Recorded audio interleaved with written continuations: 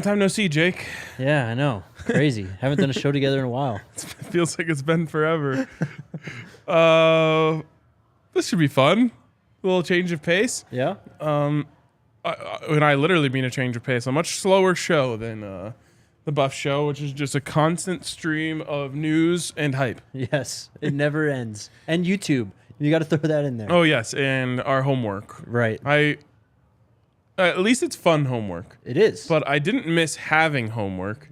But I do literally get home from work and I'm like, all right, I'm going to sit down and play some Madden. And then I'm like, oh, wait, I got to watch some videos. And then once I watch them, I'm like, oh, this is great. I love these. I'm the same. I get home and it's like, I just fire up a regular YouTube video or stream just to watch. And then in the side, it'll be like 40 minutes ago, new well off. You're like, oh, let's go. Well, shit, here we go again. I love it. We got Austin Novak back. He said I got to set up all the types of notifications so he can stop missing the show.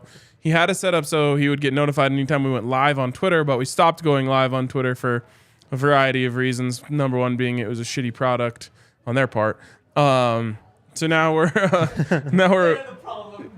Oh yeah, of course it wasn't. We didn't have anything to do with it. Now we're only on YouTube, and we have our guy Austin back in the fold. BM, RIP to Jokic over 0.5 3-pointers last night. Tough L. Jake, he didn't even shoot one. Really? Yeah, it was too easy for him to get inside because they didn't have any of their starting centers. So he just cooked them inside all night. When he hit that buzzer beater a few nights ago, wasn't that his first 3 attempts of the game? I don't know. I'd believe it. A lot of these teams, like if you don't have a true center to match up with him, like he doesn't really even shoot jump shots. Right. I can't even think of last night if he even shot like a regular jump shot. He just went inside, bodied everyone into oblivion, got fouled, and made the shot. He's amazing. And distributing and grabbing every board available too. Yeah. Literally the one section of my bet slips is just Jokic bets. Over and over and over again. Like last night, it's like Jokic triple-double, 1. Jokic over 25.5 points, 1. Jokic over 9.5 assists, 1. I did miss on the Jokic 3-pointers, but then you go to the night before, Jokic 3-pointers over 0.5, 1. Jokic triple-double, 1. Jokic over 9.5 assists, 1. I don't know. I was joking with the Nuggets guys before they went on their show, but I was just like, is the book ever going to adjust and stop us from being able to profit off of Jokic every night? It's an insane world we're living in. I need to get in on this. Oh, you don't even have to know anything. Yeah. Just open up the DraftKings, click on Jokic's face, and then just bet over on everything. And then you just make money. It's like, the old get rich quick things that they used to put on TV. That's literally what betting on Jokic is, at least until they finally adjust, which I assume is coming at some point. Anyways, I don't know if you guys noticed, but Jokic has now moved to minus odds to win the MVP. Jake, a month ago, I think he was in the 4 digits, meaning plus 1,000-ish. And then just took over the entire league, basically putting up a triple-double every single night, 30 points every single night. It's insane. And now he's minus 110, Luka Doncic plus 400 next up. It's quite a big gap already. I know it's early in the season, but damn. And NBA.com does their MVP ladder or whatever. Yeah.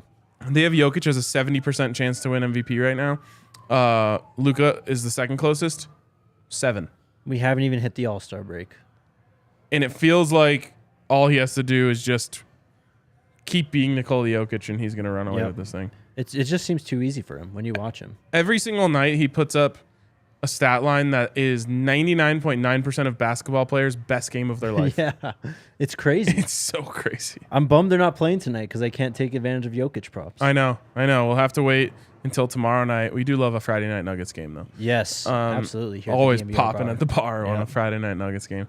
But we do have basketball tonight. We do. It's just Buffs basketball. Mm-hmm. And they're in a weird spot right now. Very odd spot. Turnovers are preventing them from reaching their potential. 45 combined on Thursday and Saturday last week against USC, UCLA.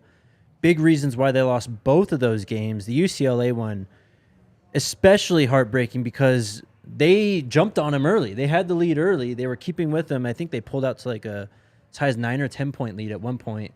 Kind of kept it to around 5-7 for most of the game, and then UCLA didn't even hit a 3 until about 10 minutes left. They finally hit a 3 that sparks a 17-0 run that buries the Buffs. They end up losing 68-54 after leading a great majority of that game. Tonight against Washington is a team they already lost to earlier in the year when they went to Washington, 73-63. They really got after them in terms of the size advantage. Lawson, I mean, he's in a different spot than he was back then, even, I don't know, 3-4 weeks ago, whenever that first game was. Mm-hmm. But you really saw that being exposed. So, I don't know. We'll see. I have a good feeling about this one. Okay. And it's twofold. One, they're coming back to the friendly confines. Yep. Which in college basketball is more important than any other sport. I truly believe that. Two, I just know. I've seen so many Tad Boyle practices in my life. I just know he has been just destroying them. Yes. But in a productive way. Right. And I think the number one thing you're going to see tonight is they are going to take care of that basketball. I think so. They've done it this year. They've had games where they have only like 7-8 turnovers, and Tad praises them post game. The other thing that should be mentioned, KJ last week was still kind of nursing that ankle injury. Now he's got another 4 to 5 days of rest. Yep. So hopefully we get good KJ and aggressive Tristan tonight. Yeah.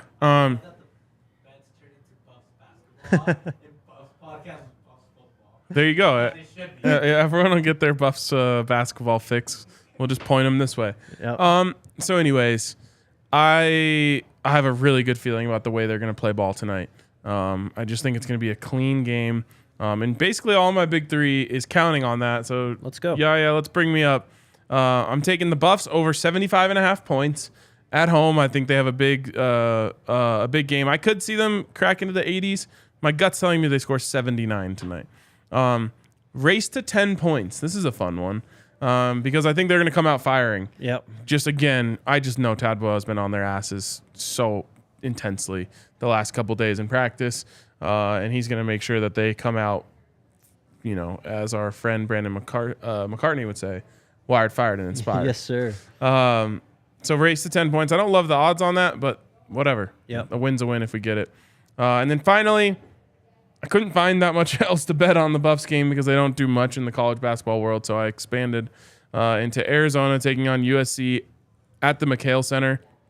Arizona's been in a little weird spot too. I think they kind of have their own get right game against USC tonight at home. They'll shoot the hell out of the ball and win in a landslide. Love it. On to mine, I guess. I've got one Buffs basketball one to lead it off. I'm going to go under tonight. I think the combination of how many turnovers, I do think they'll be better in the turnover department, but with how many they've had, they really can go cold at times. And even on Saturday when they were beating UCLA, this was a super low-scoring game, and it's because they play such good defense still. Yep. They contest a lot of shots.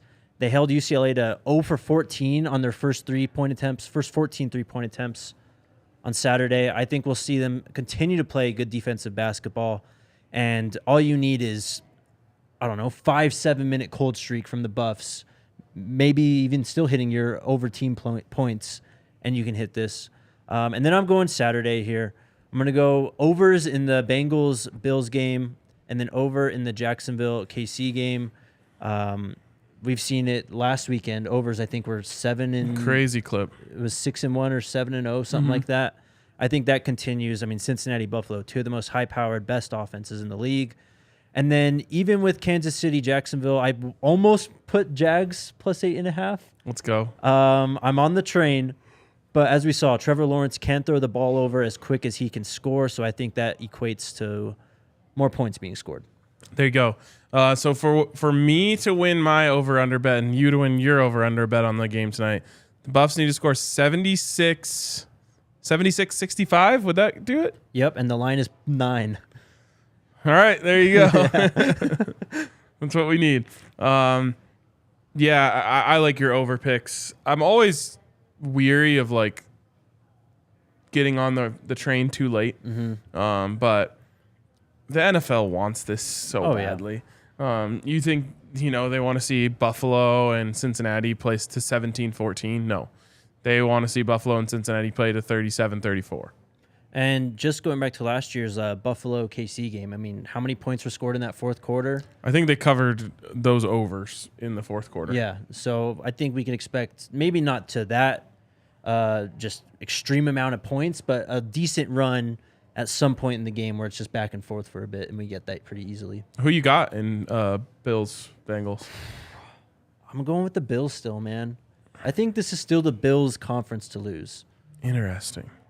I mean, KC's obviously up there, but Buffalo's just got it all, I think. It's a shame Vaughn's not healthy. I think that Joe Burrow is built different. He is. And they're the hottest team in football. They are. And I just think, I don't know. I think when Josh Allen wakes up, he thinks, man, I got to win. Got to win it for Buffalo. This is the year for us. I think when Joe Burrow wakes up, he's like, we're going to kick their ass. Yeah. And there's a difference there, right? Joe Burrow is just, I don't know, he just has it so much. Yep. And I have a hard time betting against him in the playoffs. And I love Josh Allen, and I love the Bills. And I love the fact that whoever wins this game is going to have a great chance to beat the Chiefs, because I think the Chiefs are going to beat the Jags. But boy, it would be great if they didn't. So anyways, I just don't think I can bring myself to bet against Joe Burrow in the playoffs. I'm with you there. Do you want to talk Broncos head coach odds? Let's do it after I tell you about our friends over at DraftKings Sportsbook, where you can get in on incredible deals, including bet 5 on any NFL playoff game this weekend. Get $200 in free bets.